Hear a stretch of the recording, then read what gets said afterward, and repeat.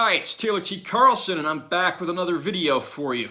It's been a long time since I did a video game review, since my computer I use to do all the motion capture effects has been preoccupied with some other stuff I'm working on, but I'm finally back, and this is my first game review in months, so I thought it would be good to look at one of my favorite gems from the early days of the Super Nintendo, Pilotwings. Pilotwings was released in December of 1990, Super Nintendo. In the summer of 1991, in North America, this was actually a launch title for the system, really showing off the Mode 7 graphics the system was capable of, and of course, wowing over the audience. It can be quick to dismiss this one as a tech demo for outdated tech, but all these years later, how does the game hold up? Have you ever had a chance to play this one, and what is it all about? Let's find out. In Pilotwings, you're new to a flying club where you learn from 4 instructors and you go through several levels learning vehicles. You have the light plane, which is a biplane, and then you have skydiving, which is self-explanatory, rocket belt, which is a jetpack, and the hang glider. There's different vehicles available in different stages. Each stage has a point cap that you have to beat with a combined point total from all the vehicles in that level. Earlier stages are pretty simplistic and they kind of ease you into the game, but it's not long before the challenge starts to stack up. You're going to be judged in each event by a number of factors. For example, when you're skydiving, you're going to have to fly through some rings to get points, and then you're going to have to land in the right place that will give you the highest possible score.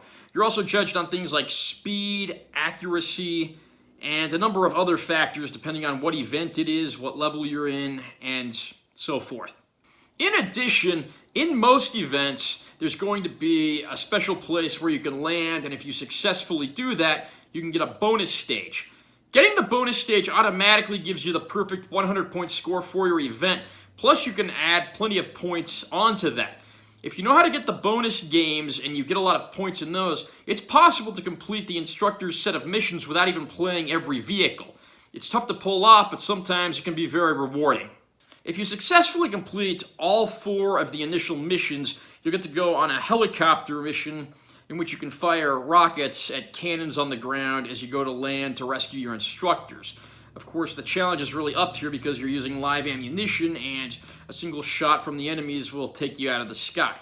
Should you successfully complete the helicopter mission, you get to play an extra game mode, Pilotwings Expert, in which you go back and you play through all 4 stages again, as well as a more difficult helicopter mission.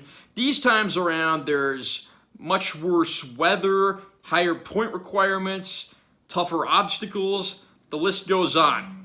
It's also worth noting that the mastermind behind this game was Shigeru Miyamoto, who's the man that brought us characters like Mario and Link, quite possibly one of the biggest names in the world of video games, past or present. So, 3 decades later, how does Pilotwings measure up? The game and its looks certainly are a little dated, but unlike a lot of games that were essentially tech demos for tech that's long since been outdated, Pilotwings is actually still a lot of fun to play. It's one of those games that's easy to learn and tough to master. The events, for the most part, are all pretty fun, and one of my favorite things about this game is you don't have to win at an event to have fun. Obviously, you're going to want to get enough points to win so you can move on to the next level, but sometimes some of the most fun you can have in this game is coming up with the most comedic possible ways to lose.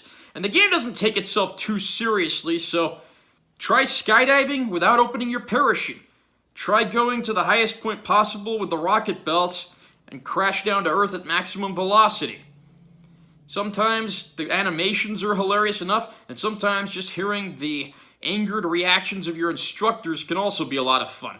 Of course, winning is mainly what you want to aim for, and you can get some pretty good reactions out of your instructors just from a really high point or perfect score victory as well. My complaints with this game, for the most part, are pretty minor. The helicopter stages, while definitely a lot of fun, are pretty unforgiving, as a single shot from the enemy's cannons will instantly destroy your helicopter, and of course you got to start over the whole mission again. Likewise, I always seem to have had the hardest time controlling the hang glider. I don't know if this is because of the way Nintendo programmed it, or if it's just that one mission that I'm not that good at. Also, some of the music is a little weird and gets on your nerves at times. What's up with that weird music during the Rocket Belt level? It sounds like something Bobby McFerrin would sing. Don't let the dated graphics fool you. Pilotwings is a lot of fun, and it's one of those games that's definitely worth revisiting. It has been reissued a few times over the years by Nintendo. I believe it's playable on the Switch's online Super Nintendo set of games, so if you have a Switch, that's accessible. There may be a few other options as well, but either way, it's one of those games that, even though they've made other Pilotwings games over the years, none of them were as good as the original or as much fun to play. Have you played Pilotwings before? Is it one of your favorites on the Super Nintendo? Not one that you're a fan of? Comment down below and let me know what you think. Also remember to subscribe and like my channel. This is Taylor T. Carlson, and I will see you in my next video.